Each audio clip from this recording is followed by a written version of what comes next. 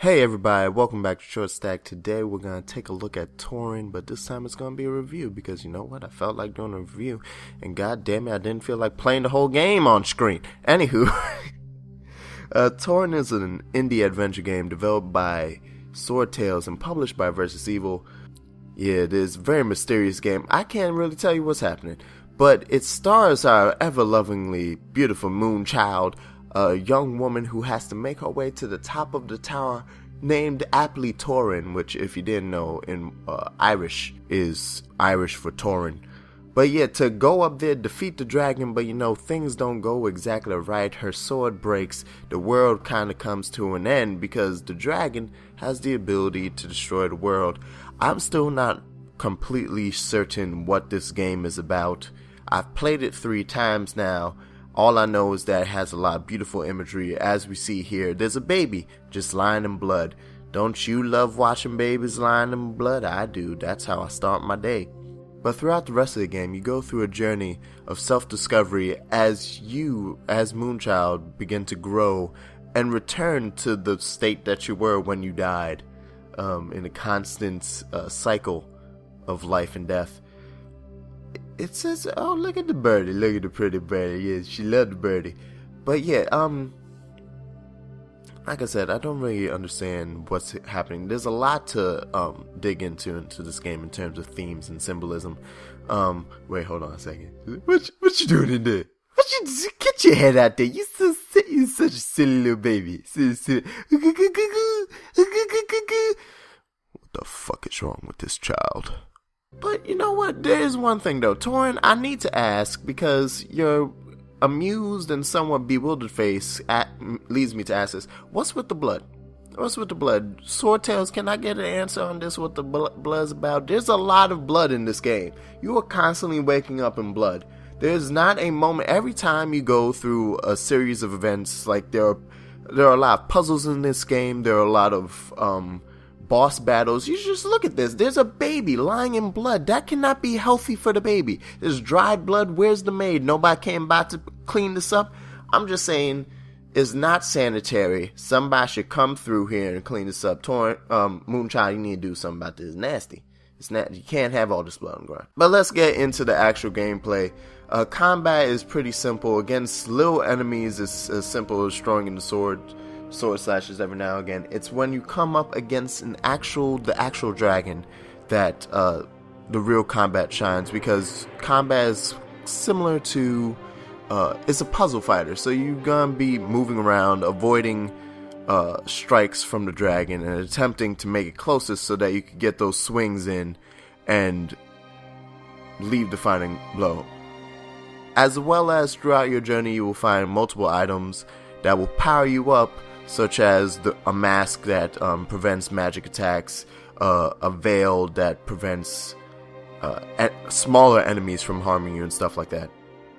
The real fun, though, comes from adventuring through the dream worlds, as you would say, throughout the Watchtower, which are very simple. Honestly, that's one thing about this game. They're not really puzzles. We're calling them puzzles, but a lot of them are very straightforward once you get the mechanic of dropping salt, which is far from being accurate, because as you're gonna see here, you don't have to draw the whole star with salt.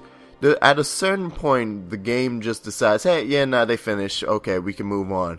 But it is really fun. I do like some of these sections, although they're not puzzles per se. They do have these cool little moments, like this one puzzle where you actually don't have time to make it from one pillar to the next one, but after you die, your leftover bodies become statues that you can then hide behind, adding a bit more creativity. It's a neat way of dealing with how a character dies within the game, and I'm happy that they actually called that out, especially since the entire game is about cycles and constant death and renewal.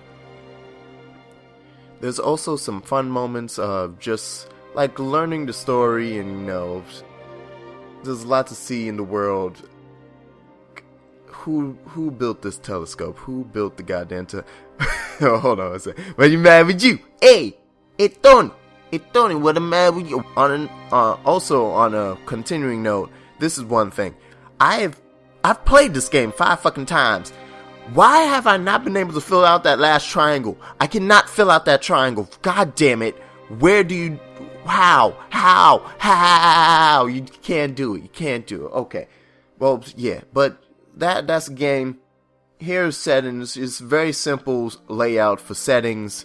You can mess around with the quality and these 2 effects, motion blur and SSAO. And then there's also gameplay. I played the game with effects, although looking at it side by side, you might not notice that much of a difference, but there's definitely more detail with the effects on.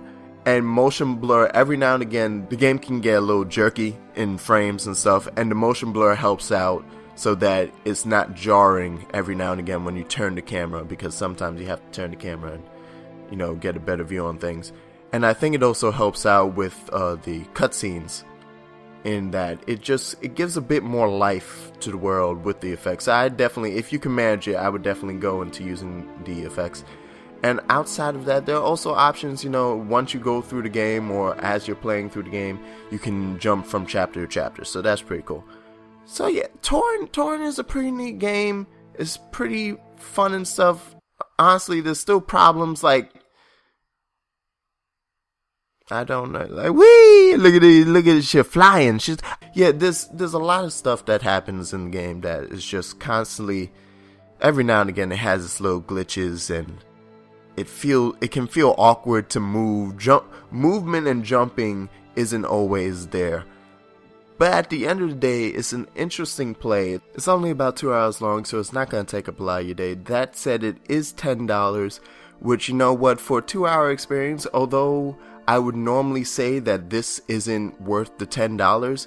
Honestly, like I said, I've played this several times now. I've gotten a lot of replayability as I've tried to ascertain what exactly is happening in this world. By the end, it becomes very clear what the game is all about, but you'll spend a lot of time just kind of like, well, I don't know. But yeah, there's Toren. Have a great day, guys.